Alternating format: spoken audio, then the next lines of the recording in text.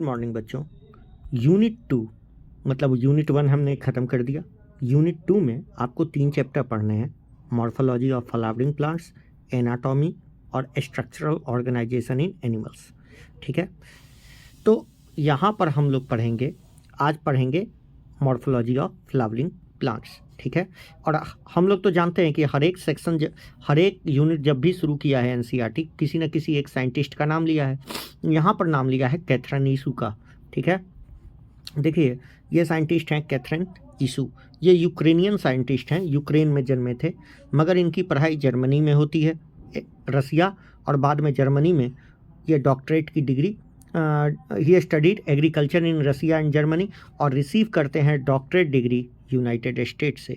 ठीक है, इन्होंने इनकी अर्ली पब्लिकेशन, इन्होंने रिपोर्ट किया था एक बीमारी को जो वायरस के द्वारा फैलता है। ठीक है, प्लांट में। ठीक है, फ्लोएम टिश्यू से। तो कौन सा बीमारी था? Curly top of virus. इन्होंने अपने पब्लिकेशन में, अर्ली पब्लिकेशन मतलब अपने पब्लिकेशन में बताया था कि कर्ली टॉप ऑफ वायरस ये स्प्रेड होता है, स्प्रेड थ्रू ए प्लांट में स्प्रेड होता है, थ्रू फ्लोएम टिश्यू के द्वारा स्प्रेड होता है। डॉक्टर ईसू प्लांट फिजियोलॉजी एक बुक है जो 1954 में पब्लिश हुआ था। ठीक है, तो doctor Esau plant anatomy publish in 1950, एक डायनेमिक डेवलपमेंट ऑफ अप्रोच था design to enhance understanding of plant structure and enormous plant structure के बारे में। तो ध्यान से सुनिए, डॉक्टर ईसू प्लांट एनाटॉमी जो एक बुक था जो पब्लिश हुआ था 1954 में। ये डायनेमिक बुक था, मतलब डायनेमिक बहुत पॉपुलर बुक था और ये प्लांट स्ट्रक्चर को अंडरस्टैंड करने में बहुत हेल्प किया। इन्होंने एक और बुक लिखा, एनाटॉमी ऑफ सीडेड प्लांट्स। ठीक है, तो 2 बुक लिखे, doctor Esau plant anatomy, anatomy of seeded plant, जो 1960 में पब्लिश हुआ था। 2 बुक लिखा गया। इनको वेबस्टर ऑफ प्लांट बायोलॉजी भी कहा जाता है। It was referred as, anatomy of seeded plant को वेबस्टर ऑफ प्लांट बायोलॉजी, और ये एक इंसाइक्लोपीडिया है। ठीक है, अच्छा, कैथरीन ईसू 1957 में नेशनल एकेडमी ऑफ साइंस में इलेक्ट होने वाली 6th महिला थी। ठीक है, तो नेशनल एकेडमी ऑफ साइंस में 1957 में इलेक्टेड होने वाली 6th महिला थी। ठीक है, इनको prestigious award, in addition to prestigious award she received national medal of science from president George Bush 1989 में इन्होंने रिसीव किया था। जब कैथरीन ईसू मर गई तो पीटर रैवन, जो director of anatomy of morphology थे, ठीक है, मसूरी बॉटनिकल गार्डन में, उन्होंने इनको याद किया उन्होंने इनको ऐसे याद किया कि ये 99 साल की एज में भी डोमिनेट करती थी प्लांट बायोलॉजी के फील्ड में। तो 99 साल की एज में भी प्लांट बायोलॉजी के फील्ड में ये डोमिनेट करती थी। तो सबसे पहले कैथरीन ईसू ये हैं, 99 साल की एज में ये मरी। ठीक है, पीटर रैवन जो मसूरी बॉटनिकल गार्डन के चीफ थे, उन्होंने कैसे, डायरेक्टर थे, उन्होंने कैसे इनको याद किया कि ये डोमिनेट करती थी प्लांट बायोलॉजी के केस में, प्लांट बायोलॉजी में 99 साल के एज में भी। अच्छा, एनाटॉमी ऑफ सीडेड प्लांट और doctor Esau plant anatomy, 2 book इन्होंने लिखा। एनाटॉमी ऑफ सीडेड प्लांट को इंसाइक्लोपीडिया है, इंसाइक्लोपीडिया की तरह इस्तेमाल होता है, यह वेबस्टर ऑफ प्लांट बायोलॉजी है। ठीक है, यदि हम मॉर्फोलॉजी ऑफ फ्लावरिंग प्लांट की बात करें तो मॉर्फोलॉजी का मतलब होता है एक्सटर्नल स्ट्रक्चर। ठीक है, एक्सटर्नल स्ट्रक्चर को ही हम मॉर्फोलॉजी कहते हैं। ठीक है, इसमें ये करेक्टराइज होता है रूट, स्टेम, लीफ, फ्लावर और फ्रूट। तो इसमें हम रूट पढ़ेंगे, स्टेम पढ़ेंगे, लीफ पढ़ेंगे, फ्लावर पढ़ेंगे, फ्रूट पढ़ेंगे, और यदि उनमें कुछ एडेप्टेशन या कुछ चेंजेज हो चुका है तो उसको भी हम पढ़ेंगे।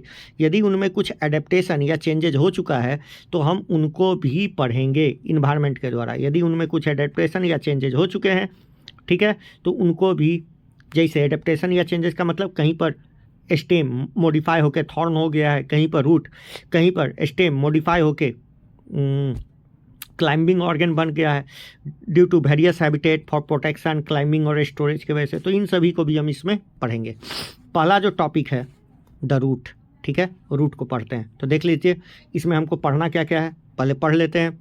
रूट पढ़ना है मॉर्फोलॉजी में, स्टेम पढ़ना है, लीफ पढ़ना है, इन्फ्लोरेसेंस पढ़ना है, इन्फ्लोरेसेंस का मतलब फ्लावरिंग अरेंजमेंट, फ्लावर पढ़ना है, फ्रूट पढ़ना है, सीड पढ़ना है, technical description of a typical flower, और लास्ट में description of some important family पढ़ना है, ठीक है। पहला पढ़ते हैं रूट्स, द रूट, ठीक है। डाइकॉट के रूट रेडिकल से निकलते हैं और ये प्राइमरी रूट कहलाते हैं, फॉर्म प्राइमरी रूट, जो सॉइल के अंदर जाते हैं। इससे बहुत सारे लेटरल रूट्स निकलते हैं, ठीक है, सेवरल ऑर्डर, जैसे सेकेंडरी, टर्सरी, ठीक है, रूट निकलते हैं। प्राइमरी रूट और इसके ब्रांचेज मिलके ही रूट सिस्टम का निर्माण करते हैं, ठीक है। प्राइमरी रूट और इसके ब्रांचेज मिलकर ही टैप रूट सिस्टम का निर्माण करते हैं। ये मस्टर्ड का प्लांट है, देखिए जैसे ये मस्टर्ड प्लांट है, ये पूरे को मिला के रूट सिस्टम बोले। ये प्राइमरी रूट है जो पहले निकला रेडिकल से, इसे सेकेंडरी रूट, टर्सरी रूट निकलता है और ये सभी को मिला के रूट सिस्टम कहते हैं। तो जो ज़मीन के नीचे जाता है उसको रूट सिस्टम, जो ऊपर जाता है मतलब जो ग्रेविटी के एलॉन्ग जाता है उसको रूट सिस्टम, और जो ग्रेविटी के अपोजिट जाता है उसको क्या बोलते हैं बेटा, सूट सिस्टम। तो ऊपर वाला सूट है, नीचे वाला रूट है। अब देखिए मोनोकॉट में प्राइमरी रूट शॉर्ट लिव्ड होता है और ये तुरंत रिप्लेस कर दिया जाता है लार्ज नंबर ऑफ रूट से, और ये ऑरिजिनेट करता है बेस ऑफ द स्टेम से, इसीलिए इनको फाइब्रस रूट कहा जाता है। तो फाइब्रस रूट किस में पाया जाता है, मोनोकॉट में, और टैप रूट किस में पाया जाता है, टैप रूट सिस्टम, डाइकॉट में। जैसे वीट प्लांट में आप देखिएगा, इन सम प्लांट जैसे ग्रासेस, मोनेस्ट्रा, बनियान में root arises other part of the plant other than radicle. यदि रेडिकल को छोड़ के और कहीं से भी रूट निकल रहा है तो उसको एडवेंटिशियस या सहायक रूट कहते हैं, एडवेंटिशियस रूट। तो सुन लीजिए, ग्रास में, मोन्स्ट्रा में और बनियान ट्री में रूट रेडिकल से ना निकल के किसी और पार्ट से निकलते हैं, और ऐसे रूट को कौन सा रूट कहते हैं, adventitious root. Main function of root system का क्या है, absorption of water and minerals from soil. दूसरा, provide proper anchorage to the plant को खड़ा रखने की, ताकि वो खड़ा रहेगा तभी सनलाइट को एब्जॉर्ब कर पाएगा। स्टोरिंग रिजर्व फूड मटेरियल को स्टोर करने में भी हेल्प करता है। Synthesis of plant growth regulator, तो प्लांट ग्रोथ रेगुलेटर भी रूट का काम है। तो रूट का बहुत सारा काम है, एक्चुअली में 4 काम दिए गए हैं, 1 2 3 4 और 5 काम दिए गए हैं। कौन कौन, absorption of water and minerals, एक काम ही गिन सकते हो इनको। दूसरा, प्रॉपर एंकरेज टू प्लांट, ठीक है। स्टोरिंग ऑफ फूड मटेरियल, ठीक है, फूड मटेरियल को स्टोर करता है बेटे, ठीक है। Synthesis of plant growth regulator, कुछ प्लांट ग्रोथ रेगुलेटर को भी सिंथेसाइज करने में मदद करता है। अब देखिए ये आपको मस्टर्ड का लीफ दिखाया हुआ है, ठीक है। तो सूट सिस्टम में क्या क्या आ गया, लीफ आ गया, स्टेम आ गया, फ्रूट आ गया। अच्छा, स्टेम को कैसे पहचानोगे रूट को, तो स्टेम में नोड और इंटरनोड पाए जाते हैं। स्टेम में नोड और इंटरनोड पाया जाएगा, जिससे डिस्टिंक्ट हो जाएगा। रूट में ऐसा कोई स्टेम और नोड और इंटरनोड नहीं पाया जाता। अब देखिए फाइब्रस रूट दिखाया हुआ है, पहला दिखाया हुआ है टैप रूट, देख लीजिए इसमें लेटरल्स निकले हुए हैं, सेकेंडरी टर्सरी। ये फाइब्रस रूट है, और ये मोन्स्ट्रा को दिखाया हुआ है, ये एडवेंटिशियस रूट है, ठीक है। ये एडवेंटिशियस रूट है, पहचान लीजिए, ये एडवेंटिशियस रूट है जो कहाँ से निकला होगा, रेडिकल से नहीं निकला होगा, ठीक है। यदि हम रीजन्स ऑफ रूट की बात करें तो रूट इज कवर्ड बाय एक थिम्बल लाइक, थंब के जैसा स्ट्रक्चर, जिसको रूट कैप कहते हैं। क्योंकि रूट के ऊपर, रूट जो टिप होता है वहाँ पर मेरिस्टेमेटिक सेल होते हैं, इसलिए उसको रूट कैप से कवर कर दिया जाता है, नहीं तो डैमेज हो सकता है। इसका काम है protect the tender apex of, tender मतलब मुलायम, apex of root and make it away from the soil, soil से बचा के रखता है।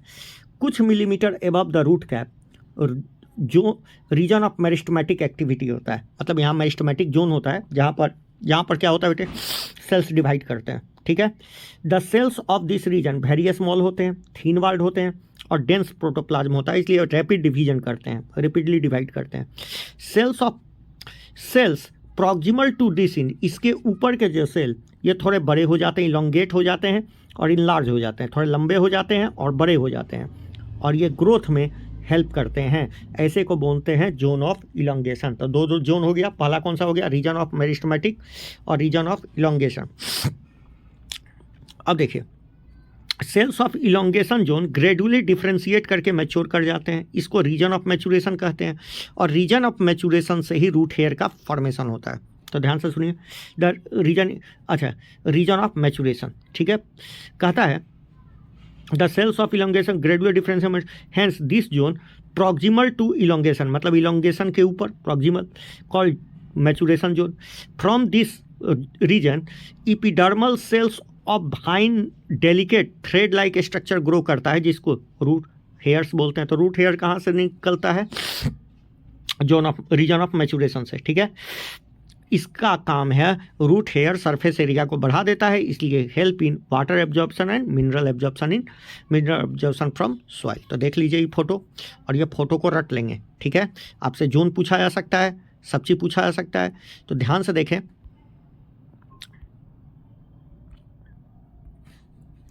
ये सबसे आगे रूट कैप, इसके proximal region of maturation, region of elongation, region of elongation, region of maturation, और यहाँ से क्या निकला हुआ है, रूट हेयर्स, ठीक है, रूट हेयर्स। स्टेम कैसे पहचानिएगा, नोट्स और इंटरनोट देख के हम पहचान लेते हैं कि स्टेम है। कहता है what feature that distinguish stem from root, stem is ascending part of axis, branches, leaves, flower, fruits पाए जाते हैं। ये प्लूमुल से डेवलप होता है of embryo of germinating seed के, ये किससे, plumule of the embryo of germinating seed से डेवलप, जबकि वो रेडिकल से डेवलप होता है। स्टेम में पहचानने का तरीका है कि इसमें नोड और इंटरनोड होगा। रीजन ऑफ स्टेम जहाँ से लीफ एराइज करता है, कॉल्ड नोड्स, जहाँ से लीफ निकलता है उसको नोड कहते हैं। While internode portion between two node, दो नोड के बीच, जैसे ये स्टेम हो गया ना, तो यहाँ पर से यदि पत्ती निकल रहा है तो ये हो गया नोड, ये नोड, और ये बीच का हो गया इंटरनोड, ठीक है। स्टेम बेयर एक्जिलरी, स्टेम में एक्जिलरी बर्ड्स भी होता है, जो कि टर्मिनल और एक्जिलरी हो सकता है, या तो टर्मिनल होगा या एक्जिलरी होगा, साइड में होगा। स्टेम जनरली ग्रीन होता है जब यंग होता है, मगर बाद में ये बिकेम वुडी और डार्क, क्योंकि लिग्निन डिपॉजिट हो जाता है। Main function of stem is expanding out the branches bearing leaves, flower and fruit. तो लीव्स, फ्लावर, फ्रूट को स्प्रेड करने का काम कौन करता है, स्टेम करता है, ठीक है। It conduct water, minerals and फोटोसिंथेटेज।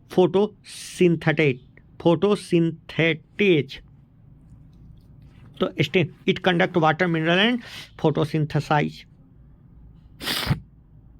Some stem perform function of, अब कुछ स्टेम में मॉडिफिकेशन हो जाते हैं, तो इनका मेन काम तो यही है कि भैया ये ब्रांच को स्प्रेड करें, जिस पर क्या क्या आए, लीफ आए, फ्लावर आए, फ्रूट आए, और वाटर, मिनरल और फोटोसिंथेटिक को करवाएं, ठीक है। सम स्टेम में स्टोरेज ऑफ फूड भी होता है, सपोर्ट होता है, प्रोटेक्शन होता है, और वेजिटेटिव प्रोपागेशन में भी मदद करता है। Some stem perform function of storage of food, खाना को स्टोर करता है, सपोर्ट भी देता है, प्रोटेक्शन देता है, और वेजिटेटिव प्रोपागेशन में भी मदद करता है, ठीक है। इनके अलावा भी काम है। लीफ लेटरल होता है, साइड में निकलता है, जनरली फ्लैटेन स्ट्रक्चर है, बॉर्न ऑन स्टेम पर ही बॉर्न होता है, रूट पे नहीं बॉर्न होता है। इट डेवलप नोड से निकलता है, और इसके नीचे एक एक्जिलरी बर्ड होता है। Axillary bud later develop to branch, axillary bud बाद में ब्रांच में डेवलप कर जाता है। Leaf originate from shoot apical meristem and arrange in acropetal. तो लीफ का जो ऑरिजिनेशन होता है वो एपिकल मेरिस्टेम से होता है, ठीक है, और ये एक्रोपिटल ऑर्डर में होता है, मतलब बूढ़ा लीफ नीचे और जवान लीफ ऊपर रहता है, एक्रोपिटल, ठीक है। The most important vegetative organ for photosynthesis का बहुत इंपॉर्टेंट वेजिटेटिव ऑर्गन है। कहता है ए टिपिकल लीफ में 3 पार्ट होते हैं, 3 पार्ट होते हैं, लीफ, बेस, पेटियोल और लैमिना, ठीक है। Leaf is attach to stem by leaf base, leaf stem से, देखिए लीफ है, लीफ स्टेम से स्टेम बेस से कनेक्टेड होता है। Bear two lateral small leaf like appendage call stipules. तो देखिए ये स्टिप्यूल्स ऐसे स्ट्रक्चर निकला होता है। मोनोकॉट में लीफ बेस एक्सपैंड कर जाता है और एक्सपैंड इनटू सीथ में एक्सपैंड कर जाता है, और ये पार्सली या होली पूरे स्टेम को कवर कर लेता है, कवरिंग पार्सली और होली। जैसे आप देखे होंगे मकई में पूरा स्टेम को कवर होता है, खींचिएगा नहीं तो पूरा खींच जाएगा। In some leguminous plant leaf base, leguminous plant के लीफ बेस में वो थोड़ा फूल जाता है, लीफ बेस फूल जाता है, इसको पेल्विनस बोलते हैं। क्या बोलते हैं? Pulvinus. Petiole hold the leaf blade to light. तो पेटियोल का काम है hold the blade to light, blade को मतलब लेमिना को किधर फैला के रखना? लाइट की ओर फैला के रखना।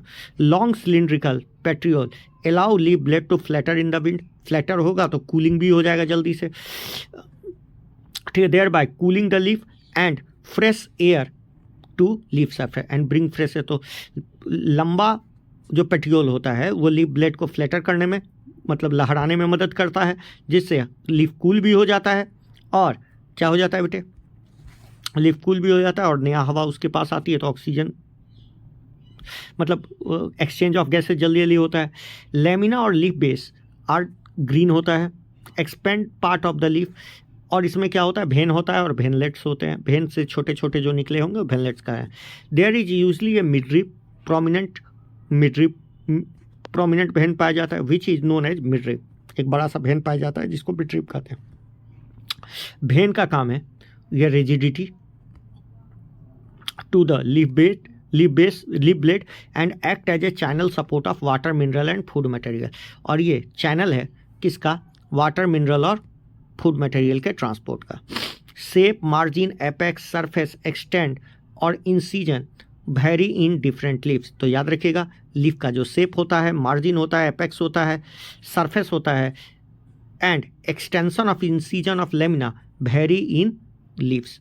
तो लीफ का शेप, मार्जिन, मार्जिन मतलब ये वाला मार्जिन, लीफ का मार्जिन, सरफेस, सरफेस किसी का चिकना होगा किसी का रुखरा होगा, extent of incision of lamina, ये सब डिफरेंट लीफ में अलग अलग होता है। देखिए यहाँ पर कुछ लीफ दिखाया है, सब चीज़ दिखा दिया गया है, देख लीजिए। ये एक्सिलरी बर्ड है, यहीं पर एक्सिलरी बर्ड होता है जहाँ से ये नोट से निकलता है। तो ये स्टिपुल्स, 2 स्टिपुल्स होते हैं। ये लीफ का बेस है, ये लेमिना है। आ गया समझ में? ये लेमिना है। अब देखिए इसके बाद कहता है वेनेसन। वेनेसन क्या होता है? Arrangement of vein and veinlets in lamina is term as venation, ठीक है। Vein veinlets form a network, यदि ये नेटवर्क बनाता है तब इसको रेटिकुलेट वेनेसन कहते हैं। When vein run parallel to lamina तो इसको पैरेलल वेनेसन कहते हैं। तो हमको 2 प्रकार का वेनेसन देखने को मिलता है, रेटिकुलेट और parallel. Leaf of dicot plant में जनरली रेटिकुलेट वेनेसन पाया जाता है, जबकि पैरेलल वेनेसन पाया जाता है मोनोकॉट में।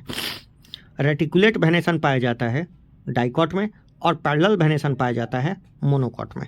आइए अब देखिए हमको 2 प्रकार के दिखाए हुए हैं। पहला लीफ, पार्ट ऑफ लीफ दिखाया हुआ है। पहला इसमें रेटिकुलेट वेनेसन है और इसमें इसमें रेटिकुलेट वेनेसन है और इसमें पैरेलल, देख रहे हैं पैरेलल वेनेसन, इस तरह का वेनेसन है, और इसमें जालीनुमा वेनेसन है, ऐसे ऐसे निकला हुआ है, देख रहे हैं ऐसे ऐसे, हर एक जैसे ये वेन है ना, इससे वेनलेट निकला हुआ है, ठीक है। अगला टाइप्स ऑफ लीफ की बात करें, टाइप्स ऑफ लीफ की बात करें, leaf set will be simple. Simple तब बोलते हैं जब लेमिना इंटायर होता है, और लेमिना में कोई इंटायर होगा, मतलब लेमिना में कोई कट छांट नहीं होगा, और यदि इंसाइज है, यदि कटा है तो इंसीजन मिडरिप तक नहीं पहुंचा है, ठीक है। इंसीजन भी हो मगर इंसीजन, जैसे मान लो ये लीफ है, ऐसे ऐसे इंसीजन भी हो गया, इंसीजन मिडरिप तक नहीं पहुंचा, तो ये क्या है? इंसीजन यदि मिडरिप तक नहीं पहुंचा, जैसे मान लो ये इंसीजन मिडरिप तक नहीं पहुंचा, तो हम बोलेंगे कि ये सिंपल लीफ है। मगर मान लो कि इंसीजन ऐसा हो गया, मिडरिप तक पहुंच गया, तो हम बोल देंगे कि ये कैसा हो गया बेटे? ये कैसा हो गया? कंपाउंड लीफ हो गया, ठीक है। तो हम जो बात बोल रहे हैं, तो इंसाइड और इंसाइज है तो वो मिडरिप तक नहीं पहुंचा है। Incision of lamina reach up to midrib, तो लीफ को बहुत छोटे छोटे नंबर ऑफ लीफलेट में तोड़ देगा, तो लीफ का बच्चा लीफलेट और लीफ, तो अब इसको कंपाउंड लीफ कहेंगे। Bud is present in the axil of petiole, ठीक है, एक्जिल ऑफ पेट्रियोल, पेट्रियोल के एक्जिल पर ही मौजूद होगा, यहाँ मौजूद है, हर एक लीफलेट के एक्जिल पर नहीं, और इसको रेचिस बोलते हैं। अब इस पेट्रियोल को रेचिस बोलने लगेंगे in both simple and compound leaf, but not axile of leaflet of compound leaf, ठीक है। अब कंपाउंड लीफ दो टाइप का होता है, पाइनेटली कंपाउंड लीफ, पाइनेटली कंपाउंड लीफ, और दूसरा पाल्मेटली कंपाउंड लीफ। जरा यहाँ देखो, समझ में आ जाएगा। ये दोनों क्या हैं? कंपाउंड लीफ है, ठीक है, कंपाउंड लीफ है। देख रहे हो इंसिजन अंदर तक पहुँच गया। इसमें जैसे मान लो ये लीफ है, ये लीफ है, यहाँ से इंसिजन मारो, यहाँ से यदि ऐसे इंसिजन मारोगे तो ऐसे ऐसे छोटा छोटा टुकड़ा ऐसा टूटेगा, ऐसा ही टूटा हुआ है, ये ऐसा टूटा हुआ है, टूटा हुआ है, तो इसको कहते हैं पाइनेटली। अब पाम की तरह मान लो ये इंसिजन है ना, ये लीफ है ना, तो यहाँ से इसको इंसिजन मारो, ऐसे ऐसे मारोगे तो ये ऐसे ऐसे टूटेगा, तो इसको ये वाला बोलोगे, इसको पाल्मेटली बोलते हैं। क्या बोलते हैं बेटा? पाल्मेटली कंपाउंड लीफ। तो दो प्रकार का होता है, पाइनेटली और पाल्मेटली। देखिए कहता है number of leaflets are present on common axis call rachis represent the midrib of, अब ये मिडरिब को ही रिप्रेजेंट करेगा, मतलब मिडरिब तक आ गया। और पाल्मेटली कंपाउंड लीफ लीफलेट्स, जैसे उसमें उसका एग्जांपल नीम हो सकता है, एग्जांपल नीम, आप बचाओ रेचिस से ही तो दांत खोद देते हैं। और palmately compound leaf leaflet are attach to common point, एक ही पॉइंट पर अटैच होता है, और top tip of the petiole, जैसे सिल्क कॉटन में, वो सिल्क कॉटन का एग्जांपल था। आइए, फाइलोटैक्सी। फाइलोटैक्सी का मतलब होता है arrangement of leaf on stem on branch. तो फाइलोटैक्सी का मतलब arrangement of leaves on stem या फिर ब्रांचेज पर जो होता है उसी को फाइलोटैक्सी कहते हैं। ये अल्टरनेट हो सकता है, अपोजिट हो सकता है, या होल्ड हो सकता है। क्या हो सकता है? होल्ड हो सकता है। अल्टरनेट फाइलोटैक्सी में अल्टरनेट करके ग्रो करेगा, single leaf arises from each node in alternate manner, जैसे चाइना रोज, मस्टर्ड और सनफ्लावर। चाइना रोज, मस्टर्ड और सनफ्लावर में अल्टरनेट फाइलोटैक्सी। अपोजिट फाइलोटैक्सी मतलब एक पेयर लीफ अराइज होगा नोड से in opposite to each other, जैसे कैलोट्रोपिस और गुआवा में, देखो ना सब दिखा देंगे, कैलोट्रोपिस और गुआवा में अपोजिट लीफ पाए जाते हैं, ठीक है। और इसमें अल्टरनेट चाइना रोज, मस्टर्ड, और चाइना रोज, मस्टर्ड और कौन था बेटा? सनफ्लावर में अपोजिट लीफ होते हैं, ठीक है। और लास्ट होता है होल लीफ पाया जाता है एल्स्टोनिया में, ये एल्स्टोनिया है, ठीक है। More than one leaf arises from node from a whole is called alstonia. तो आज यहीं तक बेटा, 5.4 कल। Thank you.